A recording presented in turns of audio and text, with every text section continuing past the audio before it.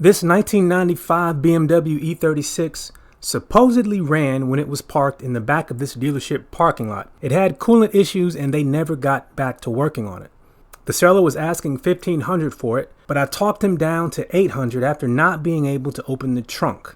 So I got it towed to a storage unit and decided to try and bring it back to life. I fought with the trunk for a little while, but I was eventually able to get it open. And this is why he gave it to me for $800. He wanted to show me that all the parts to reassemble it were in the trunk. And once I did get the trunk open, it seemed like he was telling the truth. Everything seemed to be there. Having never worked on an E36 before, I had to figure out how everything went together. The intake manifold wasn't on, and I had my work cut out for me. It was like putting together a puzzle. Yeah, all these little fasteners, I had no idea where they went. So I got under the hood and started to familiarize myself with the way things must go back together. As new parts arrived, I started to try and figure out where everything went. I used the process of elimination. If there was 4 open bolt holes in the engine bay, I looked for 4 of a similar type of bolt that fit, so forth and so on, until I pretty much understood where everything went. I got a lot of the big parts installed and I felt good about myself until I turned around and realized I still had lots of things to put on. But I kept going, so I wanted to put in the new radiator, and I realized that there was a correct order of operations with the shroud and the tubing. It was a learning experience as, again, I had never worked on an E36. But thankfully, most of the little fasteners that I needed were still there and intact.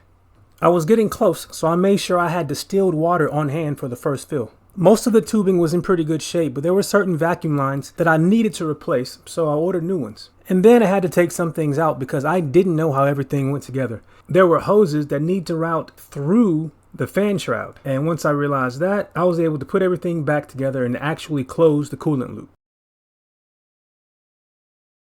And for the first time, the engine bay started to look pretty complete. I was happy with my progress. And the pile of parts in the corner was getting smaller and smaller.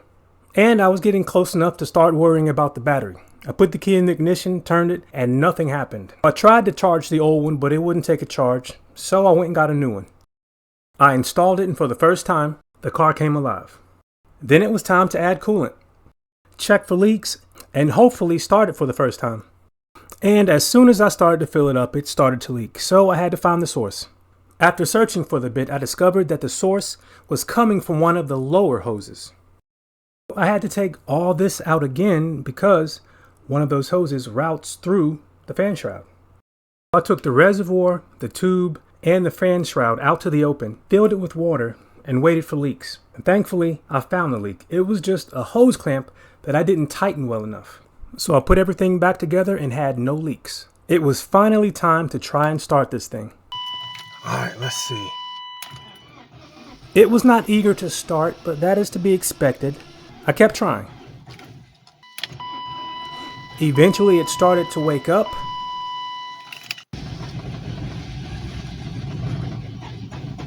Oh God, so close. Come on, buddy. And then it started to run with the help of the accelerator pedal. It's running, but it's running rough. Come on, you know you want to idle. And then it started to idle. Come on, it's a rough idle. All right, let's get outside and check some stuff. With it idling, I went back out to see if there were any coolant leaks, and thankfully there were none. So I let it idle for a while and let the coolant get up to temperature, and everything looked good. I checked the lights and windows for the first time, then I made sure that the heater was blowing hot, and then I called it a night. And when I came back, I checked the coolant one more time. Everything was good, so then it was time to take it on its first drive. So I backed it out of the storage unit, and then... more problems. So I backed it out and now it won't go into drive. So I may have to back it back in. So that's what I did. I had to take a full lap around the building because I only had reverse. The first thing I tried to fix the problem was replace the range switch and shifter.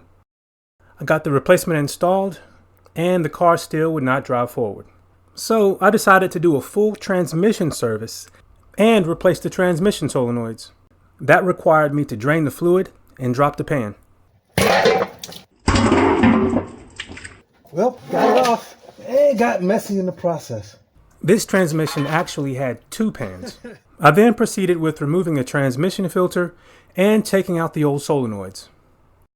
I then tested the old and the new solenoids, and I found out that they all seemed to work. So I put everything back together, refilled the transmission with fluid, and then I was ready to test the car again. Before I sit on the ground, I'm gonna do a quick sanity check. So when I put it in drive, it does go forward. I hope this works, man, because that was a lot of work. So I put the car down and I was eager to give it its first forward drive. So I'm gonna start this thing up and see if it'll run.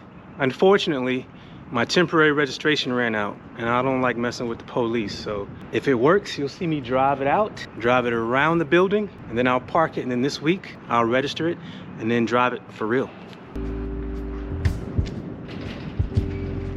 Still doesn't work. After searching forums, I learned that my symptoms were consistent with the transmission band that was out of adjustment. So that was the next thing I tried. I had to drop the transmission pan again to access the band.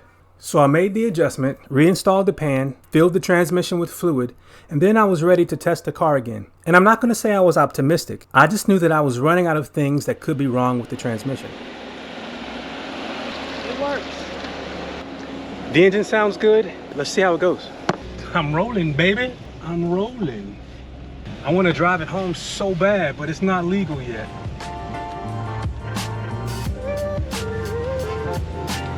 Nice and quiet. So I'm going to pull it in front ways. I'm not going to back it in. All I had to do was adjust that band on the transmission. But at least I feel good. It has a lot of other new stuff. I'm going to sleep good tonight, boy. That tent got to go. All the windows work. With the car now running and driving, it was time to do some shakedown drives. So I drove it several hundred miles to see if anything would pop up. And the only thing I had to replace was the sensor. I then moved on to simpler things. I got the warning for having a brake light out, so I figured out which one it was and replaced it. Since I was feeling good about the coolant system situation, I finally drained the distilled water and filled it with the proper mix of coolant and distilled water. I then changed the oil and the oil filter. And since the new shift assembly was not compatible with our old and broken shift knob, I installed a new shift knob and it looked a lot better. There was one headlight that was broken, so I removed the old one and installed a new one. After I was convinced that it was mechanically sorted and drove it several hundred miles, ran through a few tanks of gas, I decided to take some pictures and list it. I listed it on Facebook and Craigslist. I got quite a bit of interest, and the second person that looked at it decided to buy it. I ended up making over $1,100 on the sale. And since I liked that car, maybe an older 3 Series will be in my future. Also, I really enjoyed the process. So much so that I am currently doing the same thing with the 2007 X5. If you would like to see the playlist for all the things I've done to the X5, it's on my channel. And if this is the sort of thing you enjoy, consider subscribing because I am always working on something. Thanks for watching. Take care.